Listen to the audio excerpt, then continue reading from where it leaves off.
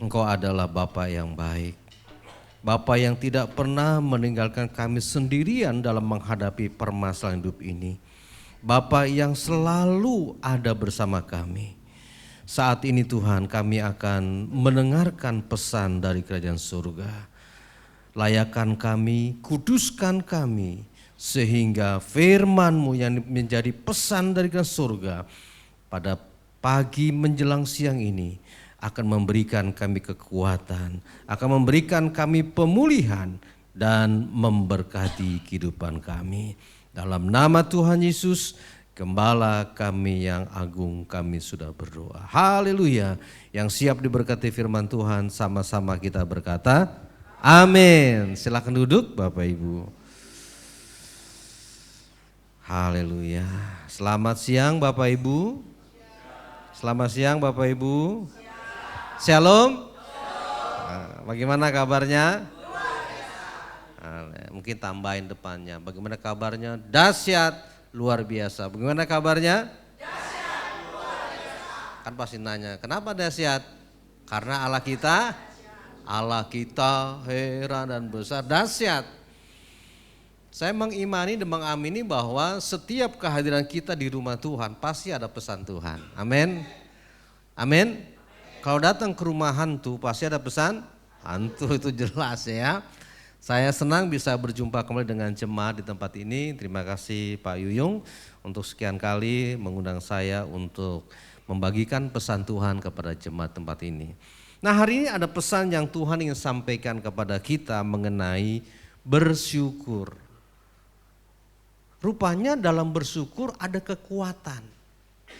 Kekuatan yang kalau dunia sekuler mungkin mengatakan itu kekuatan supranatural gitu ya. Sesuatu yang tidak bisa kita lakukan, tetapi justru di dalam ketidakbisaan itu kita dibisahkan untuk bisa melakukan. Kita yang terbatas ini dimampukan untuk mendapatkan melakukan sesuatu yang tak terbatas, padahal kita serba terbatas. Mari kita baca dulu satu ayat dalam 1 Tawarikh pasal 16 ayat 34, demikian bunyi firman Tuhan. Bersyukurlah kepada Tuhan sebab Ia baik, bahwasanya untuk selama-lamanya kasih setianya. Kita baca bareng-bareng ya supaya tertanam dalam hati kita. 1, 2, 3. Bersyukurlah kepada Tuhan sebab Ia baik, bahwasanya untuk selama-lamanya kasih setianya. Amin. Bersyukurlah sebab Tuhan itu baik. Cuma kadang-kadang ya, jangan sering, kadang-kadang, enggak sering nih ya, jangan sampai sering, kadang-kadang. Kita bertanya-tanya, bersyukurlah bahwa Tuhan itu baik. Apa iya sih Tuhan baik? Kita seringkali meragukan. Meragukan apa? Kuasa Tuhan. Kita sering meragukan kasih Tuhan. Padahal jelas firman Tuhan berjanji, aku sekali-kali tidak pernah meninggalkanmu dan tidak pernah melupakanmu. Bahkan bagi kita yang sudah berusia lanjut, Tuhan bilang apa katanya? Sampai putih rambutmu ya, sampai masa tuamu. Apa katanya? Apa katanya? Aku menggendong kamu. Kalau saya baca itu dalam, saudara. Dalam situasi yang kita alami masih enggak kita bisa bersyukur? Rupanya dalam bersyukur itu ada kekuatan. Minggu kemarin, minggu-minggu ini kan lagi heboh, lagi viral peristiwa bagaimana anak SD kelas 4. Dia bunuh diri gara-gara apa? Enggak punya buku, enggak punya pensil. Di NTT, mayoritas Kristen sebetulnya. Bukan NTB ya, NTT nih. Saya percaya sebetulnya kalau ini anak punya iman yang kuat, dia nggak akan gampang bunuh diri. Maaf ya Bapak Ibu Saudara, saya kan memang bergelut di dunia pendidikan. Sejak 83 saya sudah mengajar. Murid saya udah ribuan, mungkin puluhan ribu. Mungkin dari SD, SMP, SMA, perguruan tinggi saudara. Ada yang aktivis gereja malah. Ada yang pendeta, dosen, pengacara, banyak saudara. Di Kopassus, pendeta kalau ada apa, telepon saya. Tapi saya nggak mau memanfaatkan itu. Dalam dunia pendidikan Bapak Ibu Saudara, ditemui, saya kan selain guru agama Kristen, saya guru BK. BK itu bimbingan counseling, dulu namanya itu BP. Rupanya istilah BP nggak cocok, BP itu bimbingan penyuluhan, nggak cocok, itu untuk bagian pertanian, peternakan. Akhirnya dirubah sama bidang pendidikan jadi bimbingan counseling. Ya, saya mendapat sertifikat sebagai konselor itu dari UNJ, dulu IKIP namanya. Anak sekarang ini mengalami masalah nggak beda jauh seperti orang tua. Maaf loh, anak sekarang SD, SMP, SMA, SD loh itu menghadapi masalah seperti orang tua. Kalau mereka nggak bisa mengatasi, udah jalan keluar seperti itu. Makanya saya bangga di sini masih ada sekolah minggu. Anak-anak dibawa kemana? Ke rumah Tuhan supaya apa? Diperlengkapi imannya. Ketika menghadapi masa sulit, mereka nggak gampang putus asa. Amin. Imannya tuh kuat. Anak-anak sekarang tuh beda kayak dulu. 10 tahun lalu terjadi 10 tahun lalu ya, terjadi kegerakan di Amerika Latin. Itu giliran sekarang anak-anak yang tumpang tangan mendoakan orang tua. Keren. Di Indonesia masih orang tua yang doakan anak. Di salah satu mall ada salah seorang kapolda, dia kalau udah ibadah tuh ya, dia pakai bajunya ya nggak dinas, sipil, sama istri, anaknya cewek 2 SMA, ajudannya di belakang. Setiap selesai ibadah saya lihat,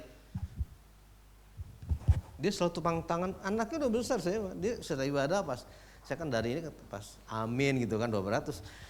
Tumpang tangan anaknya lu, artinya dia menyadari sebagai seorang kapolda sekeren-kerennya, artinya ya dia punya power lah. Dia merasa nggak mampu juga menjaga anaknya, ada Tuhan yang mampu untuk melindungi, dia selalu tumpang tangan. Keren tuh saya. Jadi anak-anak sekarang masalahnya itu berat, makanya bawa ke sekolah minggu Bapak yang punya anak-anak, ayo yang punya anak-anak remaja, waduh sekarang dunia pergaulan mereka bukannya luar biasa, luar binasa. Ketika diisi dengan iman, punya pengenalan yang dekat, maka biasanya lagu yang dinyanyikan adalah lagu-lagu rohani yang bisa menguatkan dia. Hatiku tenang berada dekatmu, dan itu bisa kita belajar mengucap syukur. Nah di situ loh ada kekuatan. Coba kita lihat next berikutnya. Kehidupan yang penuh syukur adalah alasan bagi kita untuk dapat tetap bertahan pada masa-masa yang sulit. Jangan bilang kanan kiri depan belakang Bapak Ibu termasuk saya nggak punya masalah. Saya punya masalah. Kenapa ya? Positive thinking, dengan masalah itu sebetulnya Tuhan ingin supaya kita lebih dekat, lebih mengandalkan Dia. Amin. Bukan keterbatasan kita yang serba dibatasan ini, akhirnya kita nggak bisa berbuat apa-apa. Yang terbatas ini mengandalkan yang tak terbatas, maka dimampukan melakukan hal-hal yang luar biasa. Itu sebetulnya pemikirannya, filosofi lah istilahnya. Kalau kita bersyukur, kita bisa bertahan pada masa-masa yang sulit. Kita perlu melatih.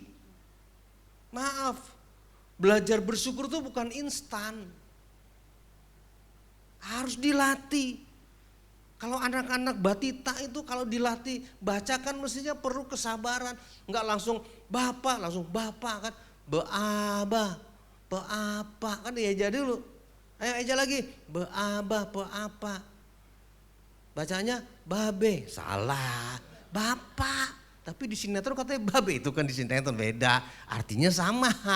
Namanya juga anak-anak gitu ya. Dilatih. Banyak orang Kristen maunya tuh serba instan. Kalau anak Tuhan, dia mau proses. Saya ulang, orang Kristen maunya serba instan, tapi anak Tuhan tuh mau diproses. Beda ya, beda. Orang Kristen tuh gampang marah, gampang ngambek. Tapi kalau anak Tuhan itu dia dalam pemahaman firman-Nya, enggak gampang ngambek. Lebih suka bersyukur karena ada kekuatan yang bisa diterima dan itu perlu dia latih. Sehingga ketika masa-masa sulit, dia bisa mengatasi. Ya, melatih kemudian mengasah. Pisau kalau nggak diasah, lama kata orang Batak, si tombol itulah. Nggak tajam saudara. Jadi harus diasah saudara. Sehingga menjadi kebiasaan baik yang kita lakukan dalam keadaan apapun. Kebiasaan itu membentuk sebuah karakter. Kalau kebiasaannya malas, karakternya menjadi seorang pemalas.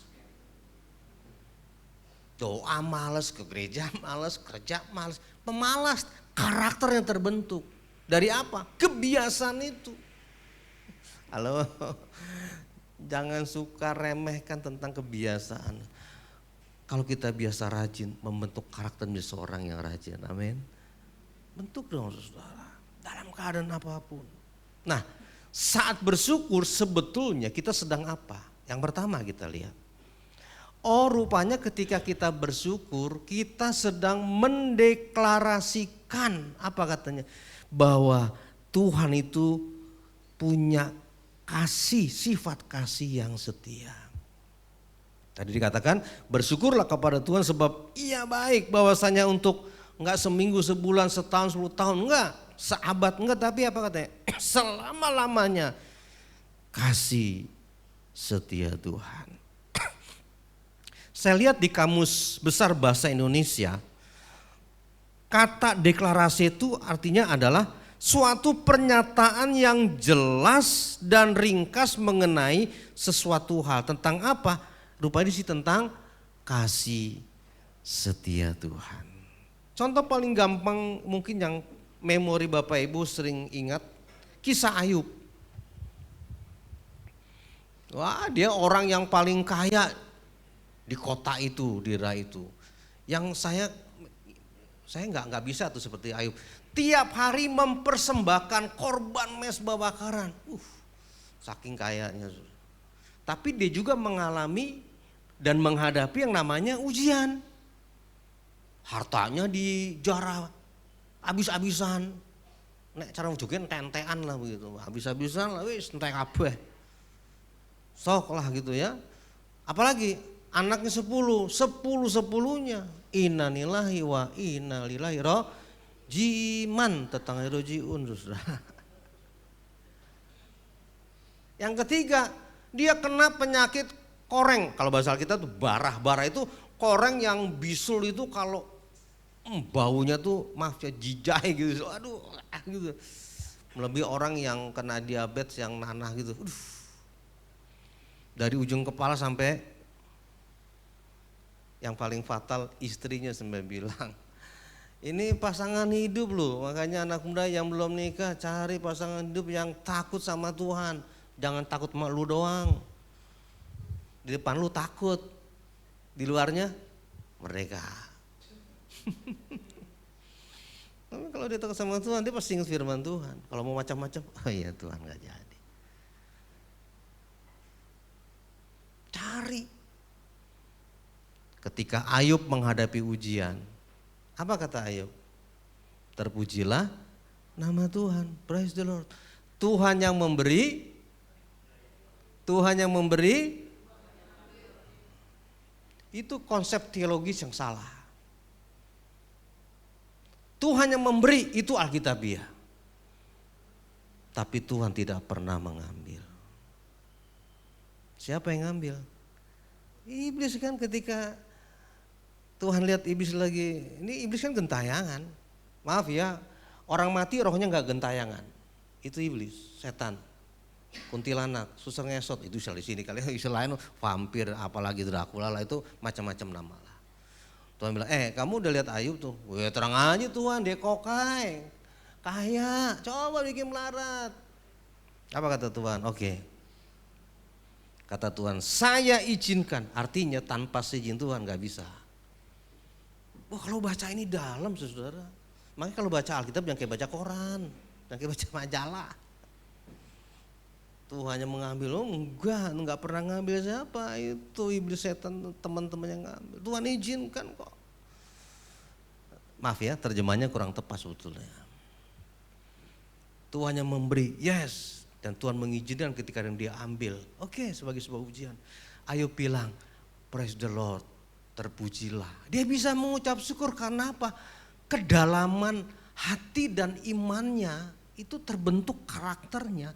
Karena dia berhubungan dan sangat dekat dengan Tuhan lewat doa-doa, mempersembahkan korban mesa bakaran. Ada ayat-ayat yang dibacakan, minimal kayak orang Muslim gitu, kayak pengajar. Itu melekat dalam kehidupannya. Bapak Ibu saudara-saudara, kalau kita serba instan, enggak dalam, kita gampang goyah Bapak Ibu. Tapi kalau kita imannya, aduh saudara, kuat, kita bisa belajar seperti Ayub. Apa katanya? Tuhan itu baik. Coba teks berikutnya lagi. Terima kasih Bapak. Waktu kita bersyukur, maka ada alasan yang melatar belakanginya. Ini kurang sesajen yang ngetik kurang sesajen. Maka ada alasan yang melatar belakanginya. Dan latar belakang itu adalah karena berlakunya kasih Tuhan dalam hidup kita. Ayat yang kita baca tadi, itu nyanyian Bani Asaf. Itu sebuah deklarasi bahwa kasih Tuhan adalah sesuatu yang berlangsung selama-lamanya. Perhatikan, bahkan ketika kita tidak setia pun, apa katanya? Kasih setia Tuhan.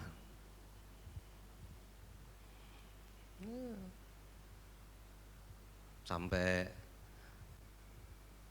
itu siapa tuh yang menciptakan, tak gendong kemana-mana, enak toh gitu ya. Sekarang yang nerusin anaknya kalau nggak salah ya. Wah, kenapa? Ketika di sana di Amerika, saya lupa ya, di New York tuh dibaca Alkitab kan, di Amerika di hotel dimanapun, stasiun, terminal itu ada Alkitab dibaca. Akhirnya dia merasa, aduh, saya ini kurang bersyukur. Akhirnya dia mulai belajar bersyukur dan dia memahami bahwa ketika masa tua nanti dia nggak berdaya, nggak bisa melakukan apapun, bisa jadi juga anaknya nggak bisa menolong dia, tapi ada Tuhan yang bisa menggendong dia. Akhirnya tercipta lagu itu saudara. Dia belajar juga untuk selalu mengucap syukur. Artinya bahwa kedalaman kita bisa mengucap syukur, sedalam kita mau mempelajari. Gereja yang bertumbuh nggak cuma ibadah, dia harus ada yang namanya, ya mungkin apa di sini pendalaman Alkitab gitu ya, apa sih namanya? Kalau di tempat saya tuh BAP, bab bimbingan Alkitab pelayanan, dibimbing. Oh, ahli Tritunggal, Kristen Allahnya nggak tiga, gitu ya. Baptisan yang Alkitab yang bagaimana? Orang dibaptis perlu disunat enggak? Orang disunat ikut baptisan enggak? Itu kan hal yang ada relevansi hubungan yang kita harus tahu. Orang Kristen berpuasa enggak?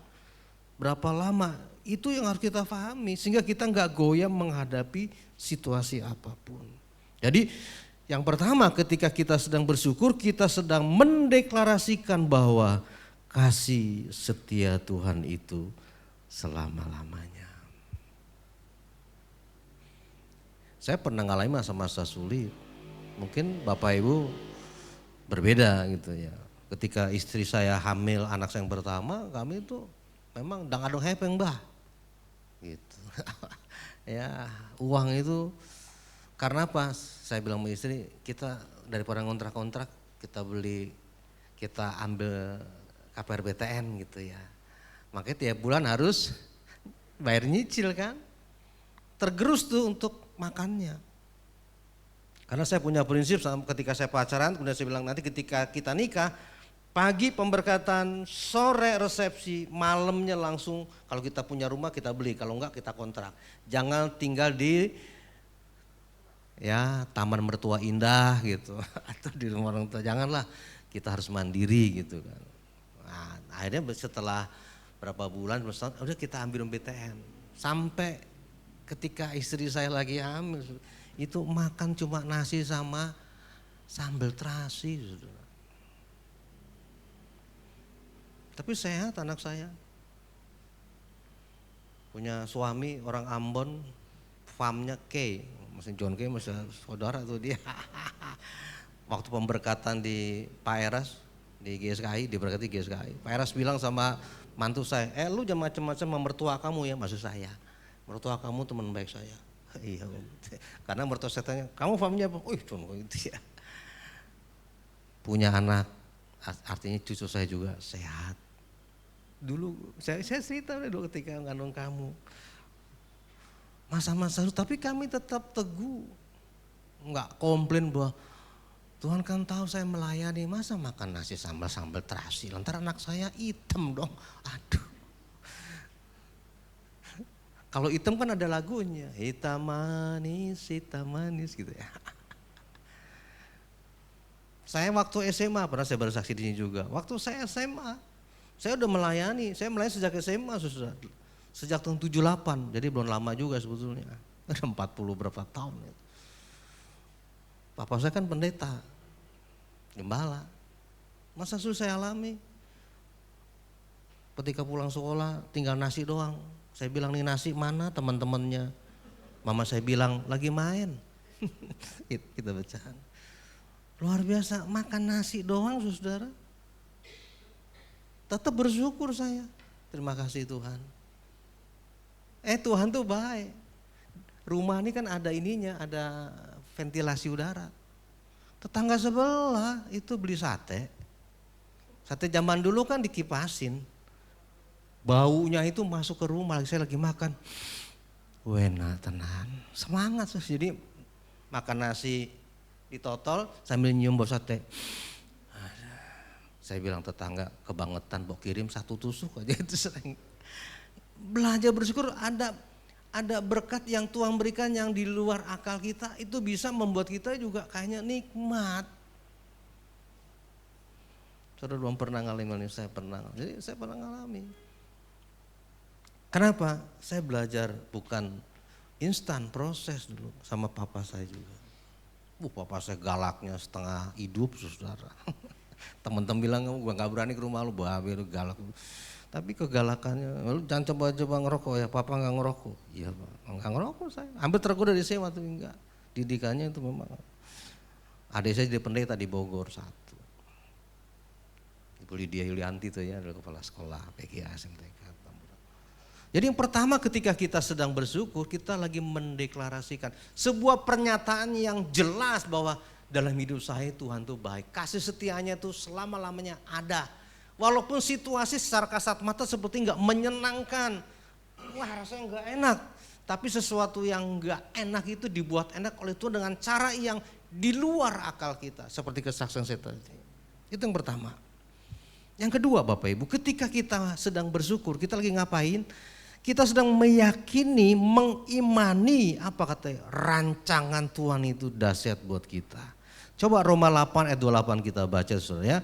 Kita tahu sekarang, jangan-jangan kemarin gak tahu. Entah gak baca, entah karena gak ngeh gitu ya. Sekarang saya tahu nih apa katanya, bahwa Allah turut bekerja. Oh Allah gak santai. Bekerja dalam segala sesuatu, enggak cuma 10-20, segala sesuatu untuk apa? Mendatangkan, bukan keburukan. Ini harus ditanamkan di sini sampai ke hati. Bagi siapa? Mereka yang mengasihi dan terpanggil. Pertanyaannya, kita mengasihi Allah enggak? Enggak cuma di mulut doang. Baca ininya kagak. Saya kan gak bisa baca Pak Pendeta, minimal kita dengar. Jadi Allah tuh turut bekerja untuk apa?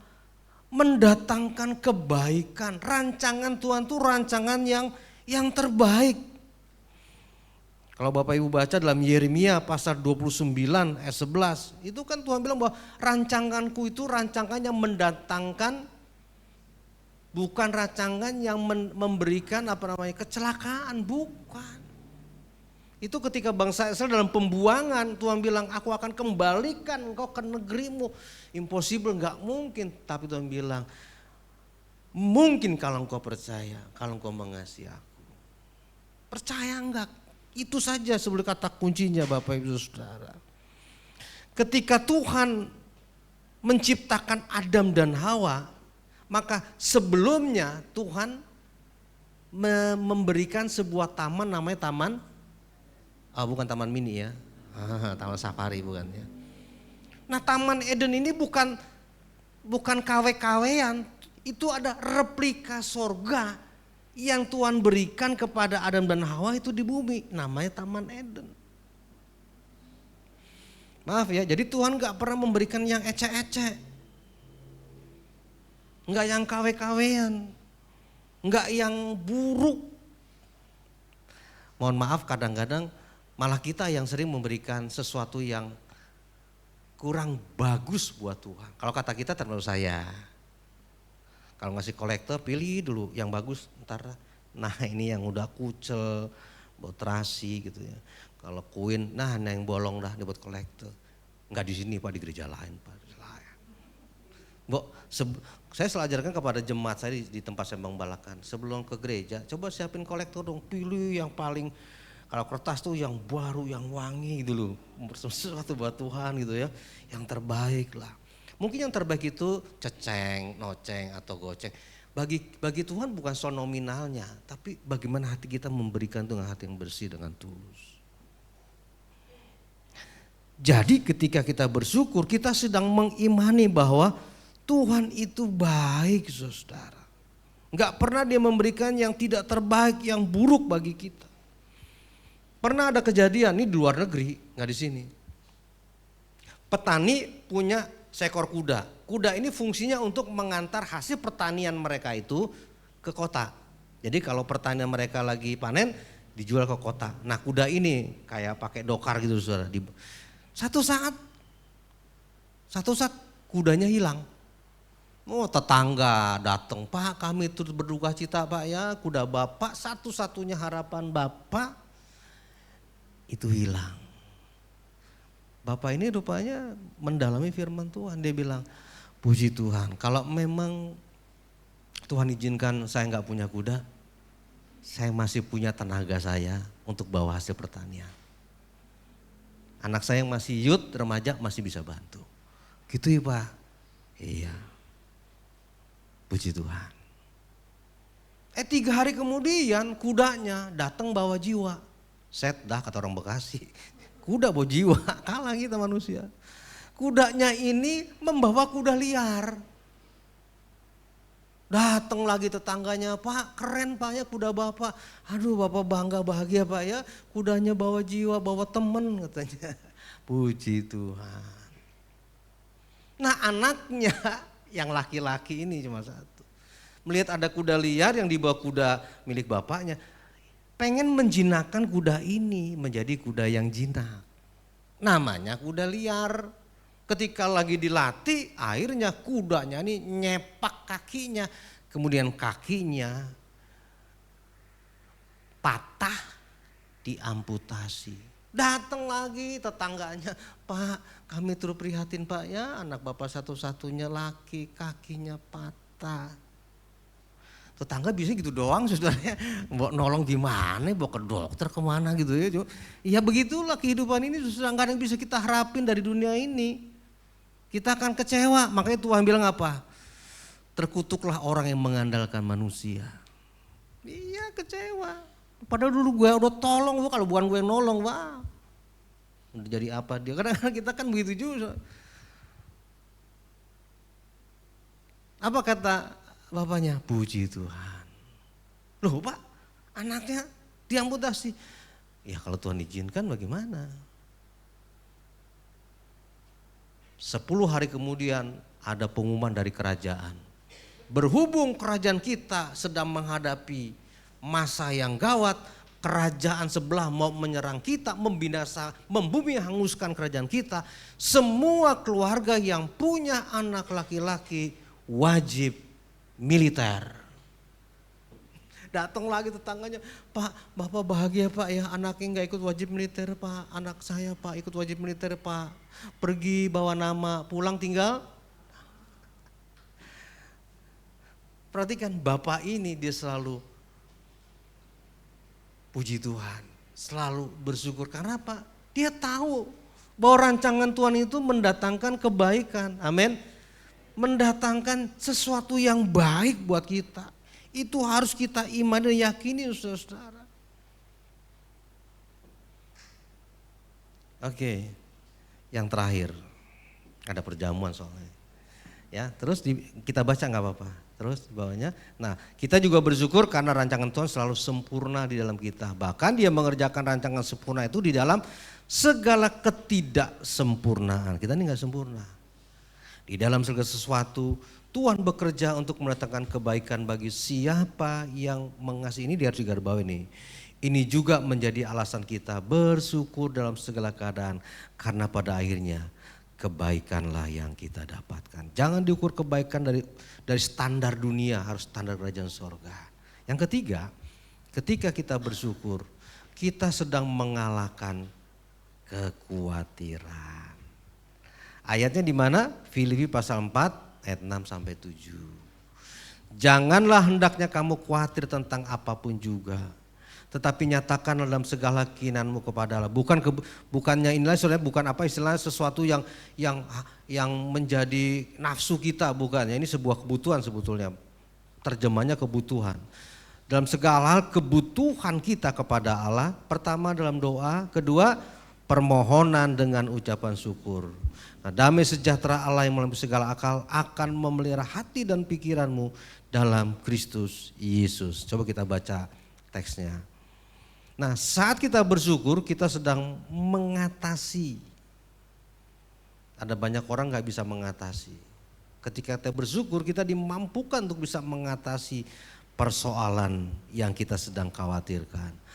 Nah, kekhawatiran itu akan lenyap ketika kita membawa setiap pergumulan dan kebutuhan kita dalam doa yang dilandasi syukur. Nah, rasa syukur kita juga menjadi ungkapan iman bahwa Tuhan sanggup memelihara kehidupan kita.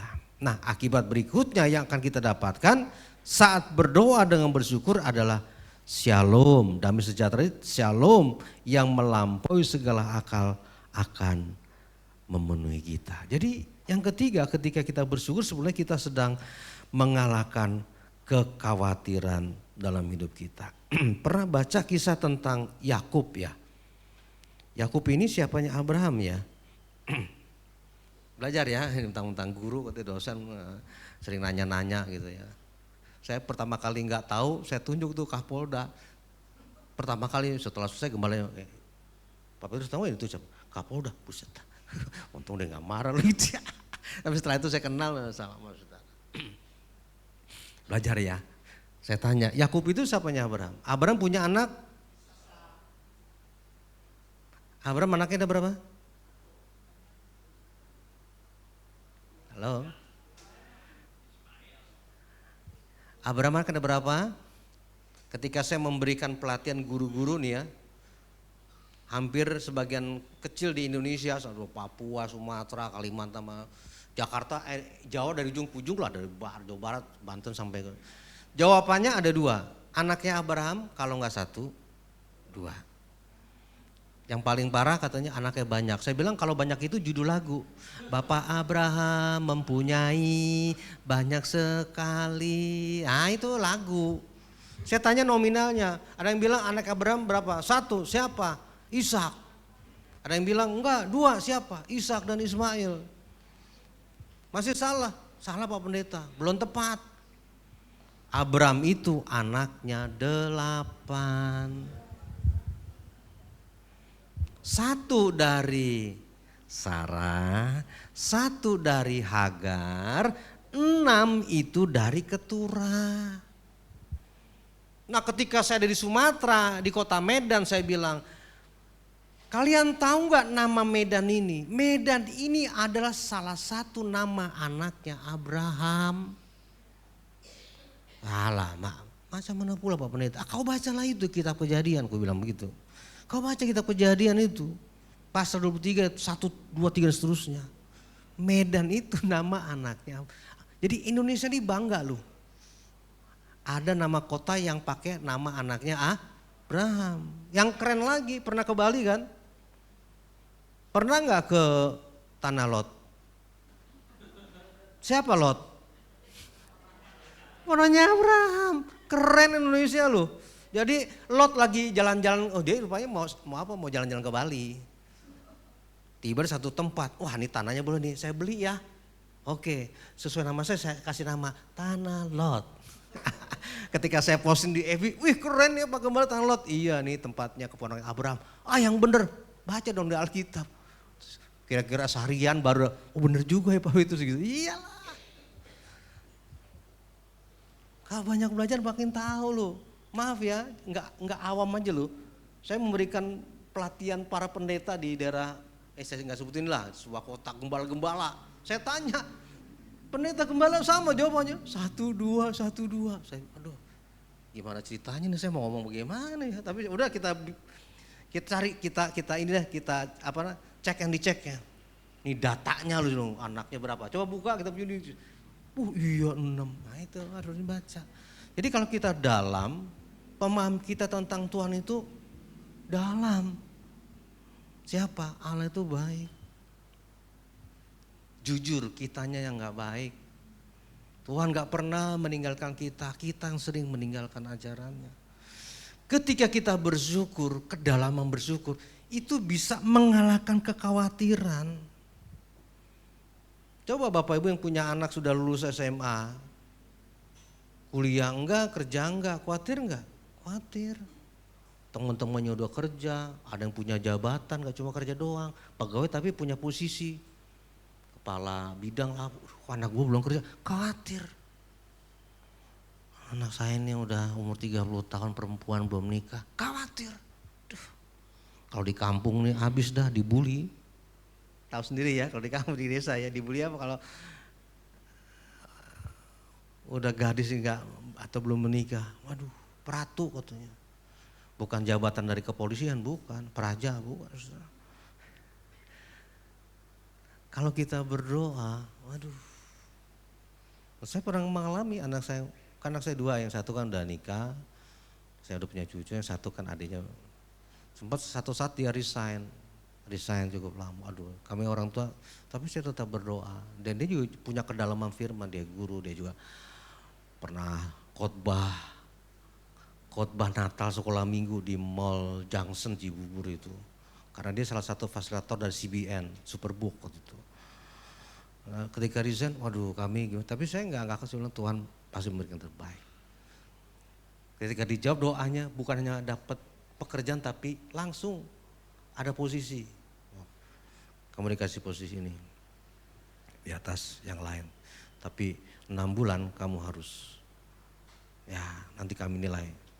Setelah itu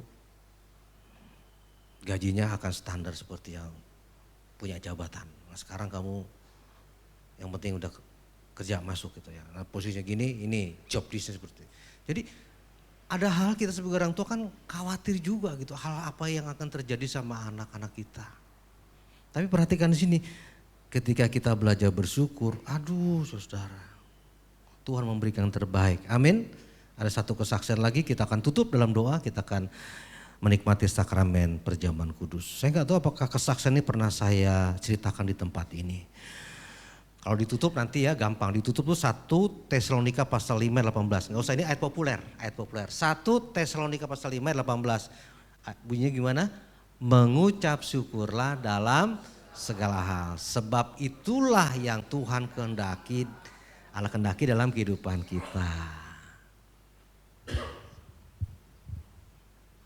Salah seorang pegawai satpam sekolah. Satpam sekolah ini dia sudah berumur 50 tahun lebih. Bekerja sudah 20 tahun. Nah satu saat manajemen sekolah berganti. Manajemen yang baru memberikan instruksi semua pegawai harus bisa baca tulis. Ini bapak gak bisa baca tulis. Maka peraturan itu bilang yang nggak bisa baca tulis diberi kesempatan 2 minggu, setelah itu akan dirumahkan. Bapak ini dengar, bukannya baca, dia kan bisa baca tulis. Dia dengar dari siapa temannya? Pak, ini beberapa dari kita ini akan dirumahkan. Kenapa? Karena bisa baca tulis. Oh gitu ya? Iya, kita hanya kesempatan 2 minggu. Ketika dia pulang, dia sampaikan kepada istrinya yang juga rohaninya itu dalam, dekat dengan Tuhan. Istrinya bilang, puji Tuhan, pasti Tuhan punya rencana yang lain buat kita, Pak. Kita berdoa. Kekuatan kita tuh anak Tuhan berdoa. Pray all out time. Kalau bahasa Indonesia, tetaplah berdoa. Sesuatu yang continue, tetap terus menerus berdoa. Enak ya kalau suami istri itu seiman, kuat imannya. Waduh, saling menguatkan. Udah Pak, kita berdoa. Mereka berdoa selama 2 minggu. Setelah 2 minggu, Bapak ini dipanggil. Pak, ini uang pesangon buat Bapak. Terima kasih, bla bla bla bla bla bla. Dia ambil, terima kasih juga. Ketika dia pulang dalam perjalanan, dia melihat satu lokasi di mana lokasi itu bisa untuk istrinya membangun rumah makan. Warung makan. Ini uang pesangon nih, sampai di rumah. Bu, ini ada uang pesangon Bu. Nah, uang pesangon ini tadi Bapak kayaknya dapat hikmah dari Tuhan deh Bu. Itu untuk kita nanti di satu lokasi, nanti Bapak ajak ke sana. Beli di situ tanah, kita bangun rumah makan. Ibu kan pintar masak. Oh iya Pak, yaudah. Singkat cerita, mereka di situ bangun rumah makan dan rumah makan itu laris. Ini kesaksian ya, bukannya apa istilah itu, kata-kata mutiara, bukan. Saya nggak perlu sebutin dulu gitu ya.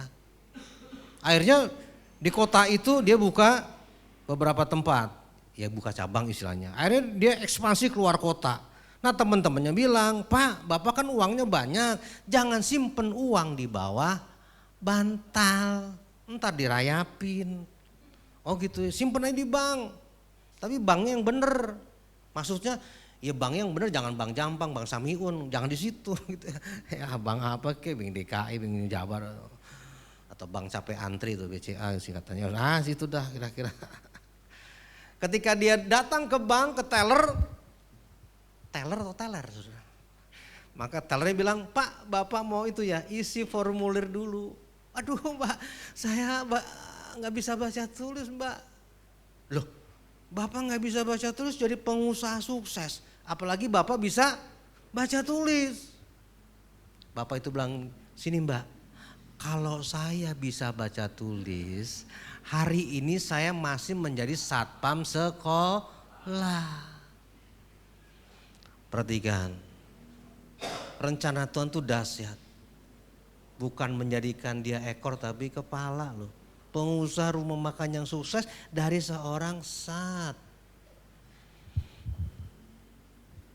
Makanya kalau nyanyi gak cuma di mulut, harus di hati. Bagi Tuhan tak ada yang mustahil. Bener kagak ya? Ya udah gak jadi saudara. Kadang kita di mulut doang sih ember. Gayungnya ketinggalan kali saudara. Harusnya dari hati. Sesuatu yang bisa jadi nih Bapak, ya secara manusia pasti khawatir. Gua udah mau 55 tahun. Yang umur jigo aja 25 susah cari kerjaan. Apalagi gua ada tua begini lansia. Aduh mana ya? Stres. Kalau udah stres lama-lama stroke. Kalau udah stroke setut. Makanya harus ada ungkapan syukur kita. Bahwa apa? Tuhan itu gak pernah meninggalkan dan melupakan kita.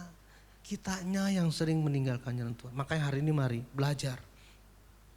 Ketika kita bersyukur dengan situasi apapun yang kita hadapi, maka ada kekuatan. Rasanya gue nih sakit kok gak sembuh-sembuh nih, gimana ya. Aduh udah gue kerja udah 15 tahun gaji kok stuck gak naik-naik. Nah Tuhan gimana nih, gak usah khawatir saudara. Burung di udara Tuhan pelihara, bunga bakung, waduh luar biasa Tuhan benar-benar rawat saudara. Dan hari ini Tuhan bilang bersyukurlah karena Tuhan baik. Amin. Inilah pesan yang Tuhan sampaikan kepada kita. Berbahagia setiap orang yang mendengarkan firman Tuhan, merenungkan dan mempraktikkannya. Tuhan memberkati. Mari kita bangkit berdiri. Kita akan mempersiapkan satu pujian.